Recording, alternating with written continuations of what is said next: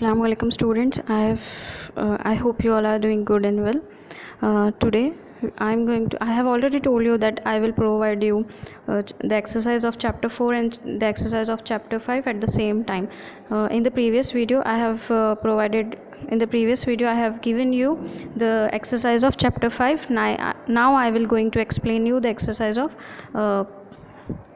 chapter 4, and the name of that chapter is nutrition in living things. So students, I have provided you the PDF file of chapter 5, okay, because that lesson was so easy that it cannot be explained further, okay. So but lesson 4 we have explained it so earlier, that's why I am explaining you this chapter. So pay attention and take a screenshot, understand it and write down. So this is the exercise solution. Here there are direct answers. You have to first copy question, write at the red line you have to mention the name of the chapter, that is chapter 4, nutrition in living organism. Then you have to write question 1 and then you have to write exercise solution and then answer, okay. So tiger, you have to mention the food types of the particular animals given here. The first animal is tiger, right? The tiger is carnivore, it eats flesh, it survives on flesh, that's why tiger is carnivore. Cow herbivore, cow eat grasses. Vulture scavenger, scavengers means छोटे छोटे plants पे या फिर जो भी उनको आसपास दिखाई देता है वो उस पर सर्वाइव करते. Bacteria are decomposers that they survive on decaying object. Deer are herbivore, goat herbivore, human omnivore, okay.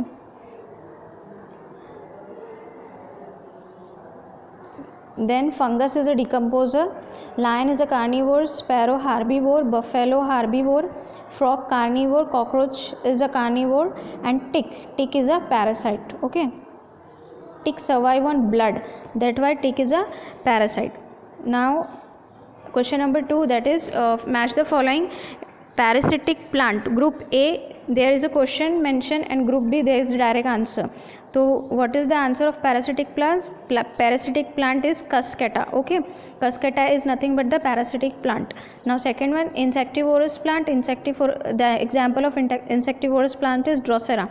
Number 3 is saprophytic plant. The example of saprophytic plant is a mushroom. Number 4 is symbiotic plant, and the example of symbiotic plant is a lichen. What is lichen? Symbiotic association between fungi and algae.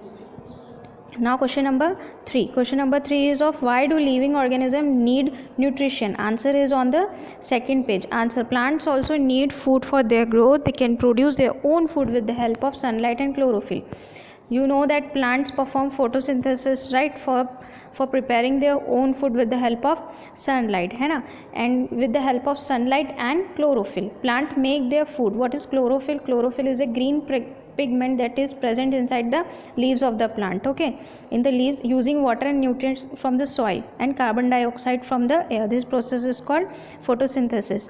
Now answer C. What is mean by parasitic plant? Name their different types which with example of each. What is mean by parasitic plants?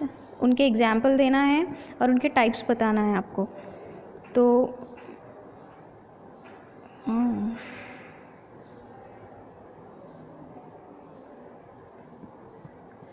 the plants that grow on body of other plant to obtain food are called as parasitic plant, or examples are Loranthus cascata. Number D is example. Explain the way.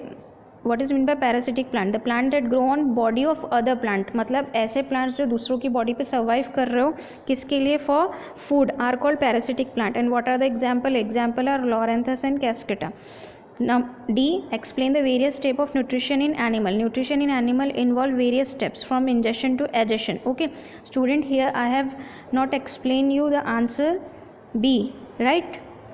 So you have to omit that answer. You have to omit that question, that is question B, and you have to direct solve answer C, okay. Now what is the question? Explain the various step of nutrition in animals. Animal में nutrition की various steps कौन सी होती है? You have to explain that. Answer is ingestion. What is ingestion? Food is taken into the body, that is ingestion. Digestion is conversion of food into simple soluble forms. Third is absorption, transfer of soluble food to the blood. And fourth is assimilation, that is utilization of absorbed food by cells and tissues. Fifth is adhesion, and that is the last step, that is nothing but the removal waste product and undigested food from the body. Okay, now E, name some unicellular organism. What is meant by unicellular? Organism that are made from only one cell, in which all life process take place within their unicellular body. Okay, answer is, the name of that unicellular organism are amoeba, euglena and paramecium. These three are the example of